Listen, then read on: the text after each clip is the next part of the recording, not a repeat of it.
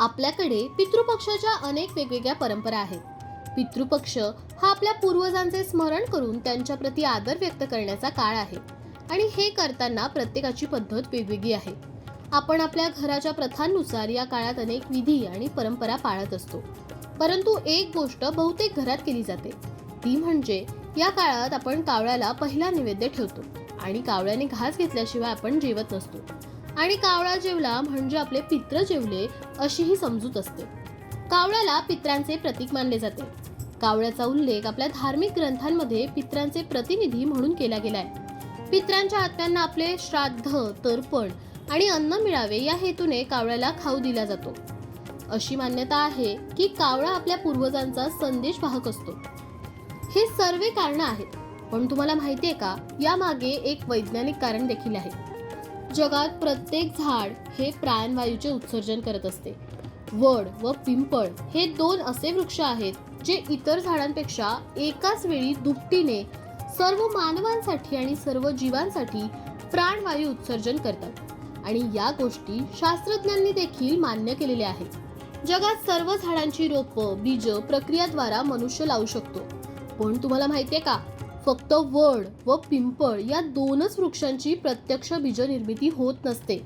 या दोन्ही झाडांची कोमल अंकुर स्वरूपातील फळं जेव्हा फक्त कावळे खातात, म्हणजे फक्त आणि फक्त कावळेच बरं का, इतर कोणताही पक्षी नाही, तेव्हा त्यांच्या पोटातच ही प्रक्रिया सुरू होते आणि ते जिथे विष्ठा करतात तिथेच वड किंवा पिंपळ हे वृक्ष येतात. या कावळ्यांशिवाय ही झाडे टिकू शकत नाही आणि कावळ्यांचे अंडी घालणे म्हणजेच प्रजनन हे फक्त भाद्रपद महिन्यातच होते.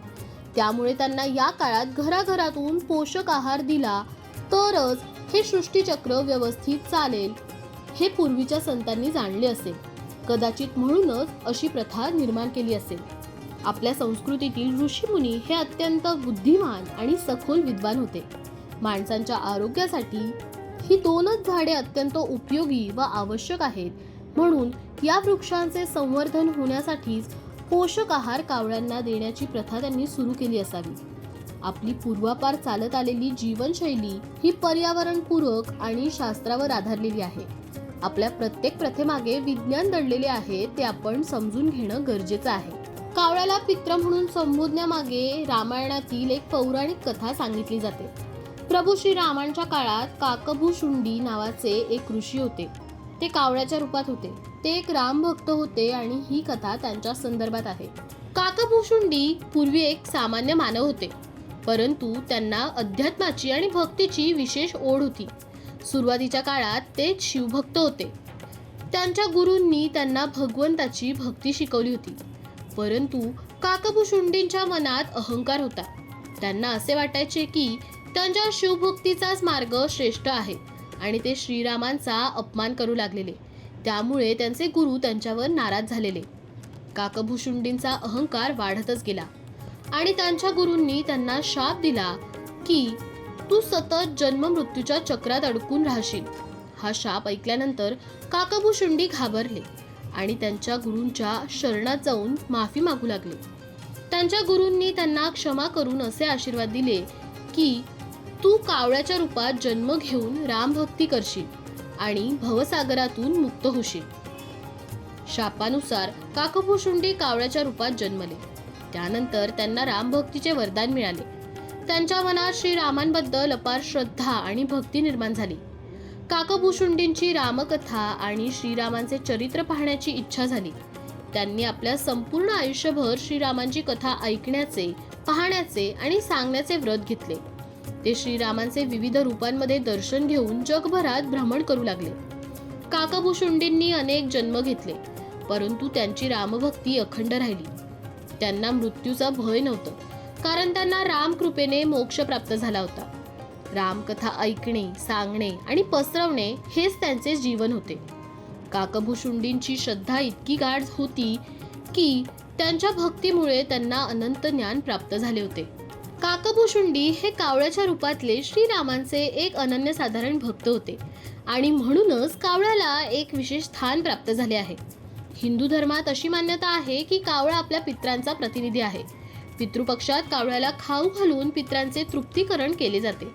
हे कावळ्याच्या माध्यमातून पितरांच्या आत्म्याला अर्पण होते असे मानले जाते. ही कथा आपल्याला सांगते की कावळा केवळ एक पक्षी नाही, तर भक्ती, श्रद्धा आणि पूर्वजांच्या आशीर्वादाचे प्रतीक आहे. काकभूषुंडींची रामभक्ती आपल्याला समर्पणाचे महत्त्व शिकवते आणि कावळ्याला दिलेले अन्न म्हणजे आपल्या पितरांच्या आत्म्यांना शांती मिळवण्याचा एक मार्ग आहे. काकभूषुंडींची ही कथा भक्ती, ज्ञान आणि पितृवंदनाचे प्रतीक आहे. त्यांच्या कावळ्याच्या रूपातील जीवनामुळे पितृपक्षात कावळ्याला खाऊ घालण्याची प्रथा रूढ झाली असावी, जी आपल्याला आपल्या पूर्वजांच्या ऋणामुळे मुक्त करते आणि त्यांचे आशीर्वाद मिळवून देते. पितृपक्षाच्या काळात आपण आपल्या पितरांच्या आत्म्यांच्या तृप्तीसाठी श्राद्धविधी करतो आणि त्यात अन्नदान हा मुख्य भाग असतो. कावळ्याला खाऊ घातल्यानंतर जर तो खायला आला तर असे समजले जाते की आपले पित्र तृप्त झाले आहेत आणि त्यांचा आशीर्वाद आपल्याला लाभलेला आहे. जर कावळा आला नसेल तर असे मानले जाते की आपल्याकडून काहीतरी अजूनही शिल्लक आहे. कावळा इतर कोणत्याही पक्षापेक्षा अधिक चौकस आणि सतर्क असतो. या मान्यतेनुसार कावळ्याला खाऊ घातले की तो आपल्या पितरांच्या आत्म्यांपर्यंत ते अन्न पोहोचवतो असा विश्वास आहे. वैज्ञानिक दृष्ट्या जर कावळ्यांना त्यांच्या प्रजननाच्या काळात खायला मिळाले नाही तर आपल्या पुढच्या पिढीला वडाची आणि पिंपळाची झाडे बघायला देखील मिळणार नाही आणि या झाडांमधून तर सर्वाधिक ऑक्सिजन बाहेर येत असतो. त्यामुळे ही कावळ्याला खाऊ घालण्याची प्रथा आपण आपल्या पितरांसाठी आणि निसर्गासाठी खूप गरजेची आहे. पितृपक्षात केलेले हे कृत्य केवळ धार्मिक विधी नसून आपल्या पितरांचे ऋण फेडण्याचा एक सुंदर मार्ग आहे आणि आपल्या पुढच्या पिढीचे रक्षण करण्याचा देखील. त्यामुळे आपल्या पितरांसाठी आणि येणाऱ्या पुढच्या पिढीसाठी या काळात आपण कावळ्यांना जेवण द्यायला हवे. तुम्हाला याविषयी आणखीन काही जाणून घ्यायचं असेल तर तुम्ही आम्हाला कमेंटमध्ये विचारू शकता आणि हा व्हिडिओ आवडला असेल तर लाईक, शेअर करून आमच्या लोकमत भक्ती चॅनलला सबस्क्राईब करा.